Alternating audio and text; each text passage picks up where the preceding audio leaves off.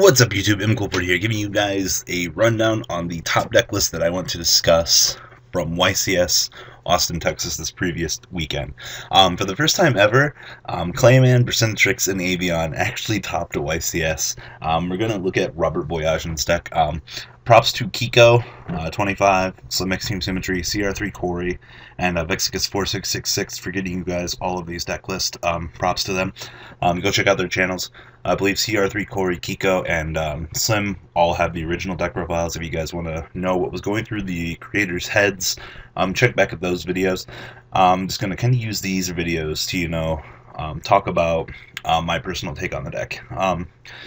Robert Boyajin was actually playing the Electrum OTK. It's really cool, I'm not gonna lie. The only way I ever thought possible to play the Electrum OTK was with Blazing Bombardment Bird, and it just never really caught on. This deck is a really good example of a really good player piloting a deck that's considered a lower part of the tiers and, using his abilities to, pilot the deck to the top. So it was pretty cool to actually see this top. If you guys know the whole concept behind the deck, you get Electrum on the board to start looping back your remove from play pile. You're going to combo Fusion Gate with Chain Material. Chain Material is going to let you infinitely make any fusion monsters that you guys want.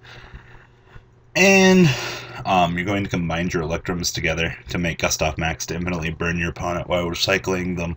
So your opponent's going to take 2k every time, and then you're just going to keep firing them away. So the deck also has a multi-purpose of being a normal hero deck, which is actually really cool. If you guys look at the structure of the deck, you'll see some really cool things about this. The deck, just goes multi-purpose into regular hero, and I know that Kuro Cresta would probably be proud about this. So, without further ado, digging into the monsters. One Clayman, 1 Percentrix, 1 Avion. I know he talked about Clayman actually gave him a little bit of an edge against a Fire Fist player, just because his opponent couldn't get over it because of its 2k. It's really funny. I'm not gonna lie about that. So the 3 normal monsters and combined with 1 Bubble Man makes Electrum. Pretty standard. 3 Neos Alias and 1 Elemental Hero Stratos, and 3 Card D. You can be as passive as you want. As you can see, you have back row for days in this deck, so Card D set 1, pass turn, go to 6 cards in hand to get your combo pieces. Works out really well.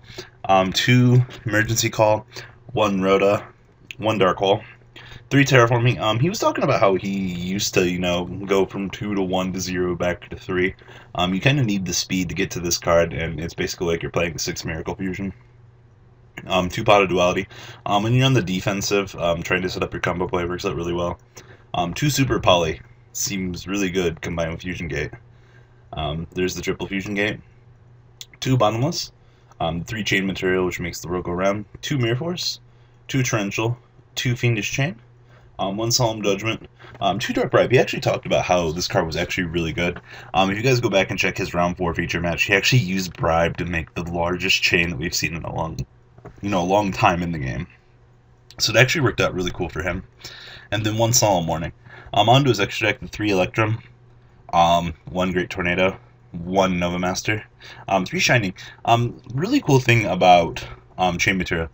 Chain Material blows up the monsters during the end phase. So you can set up your remove from play pile to have your Shining be nuked to pick up any of the remove from play heroes that you actually want. It's really cool. The 1 Ascariadao, 2-0, 2 Gaia, 1 Gust-Off Max, and then the 1 Abyss Dweller.